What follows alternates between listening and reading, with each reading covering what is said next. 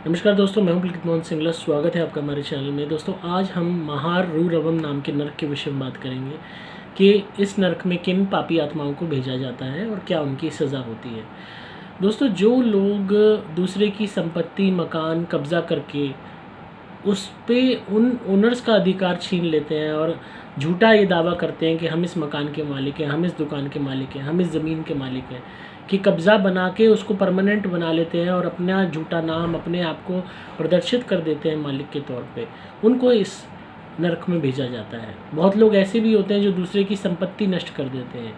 किसी का घर बर्बाद कर दिया, किसी की ज़मीन को ख़राब कर दिया, किसी का घर तोड़ दिया, किसी के घर में क्षति पहुंचा दी, किसी के घर को जो है उनको लॉसेस क्रिएट करके बर्बाद कर दिया।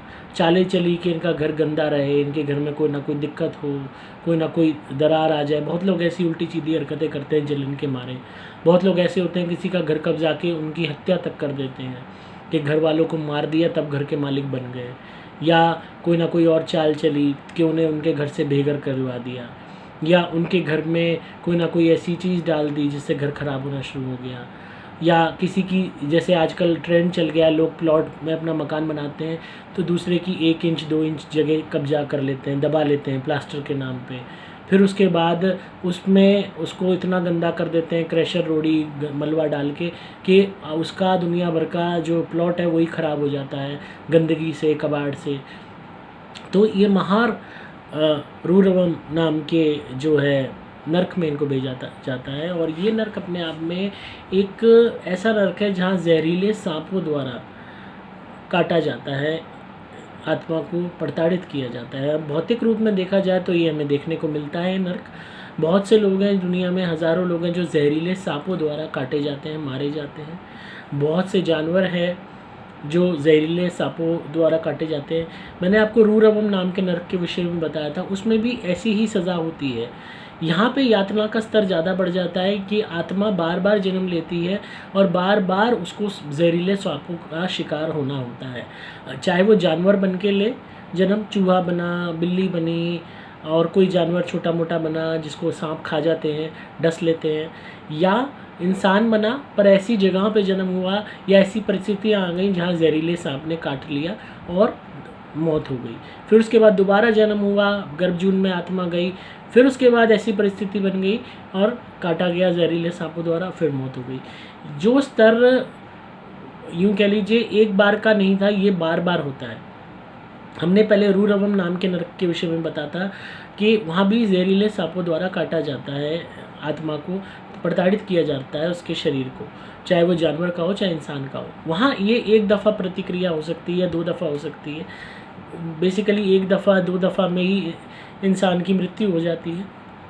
पर यहाँ इस नरक में ये बार बार रिपीट होता है, बार बार रिपीट होता है, क्योंकि आपके ऊपर हत्या का इल्ज़ाम लगा हुआ है। आपने किसी की जान ली और उनकी संपत्ति कब्जा ली, उनका घर कब्जा लिया, तो आप बहुत बड़े दोषी हो।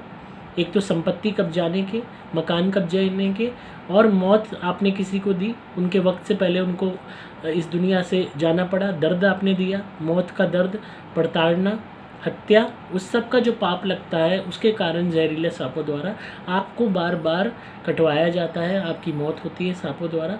और ये प्रोसेस रिपीट होता रहता है कि जब भी जन्म मिला तो बार बार आपके साथ ऐसा हादसा हुआ कि आपको जहरीले सांपों द्वारा आप काटे गए और आपकी मृत्यु हुई।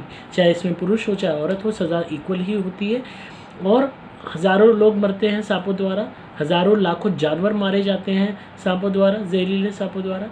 ये चीज़ किसी भी तरीके से काल्पनिक नहीं दिखाई देती।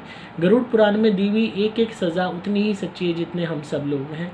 बस ये है, विश्वास आप करेंगे तभी आप बुरा करने से डरेंगे।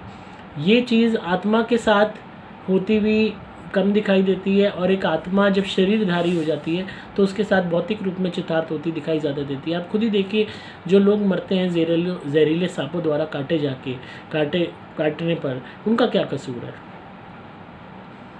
ऐसे बहुत होंगे जो पूजा पाठ भी करते होंगे, ऐसे बहुत होंगे अलग अलग धर्म के होंगे, काटे जाते हैं। क्यों काटे जा रहे हैं?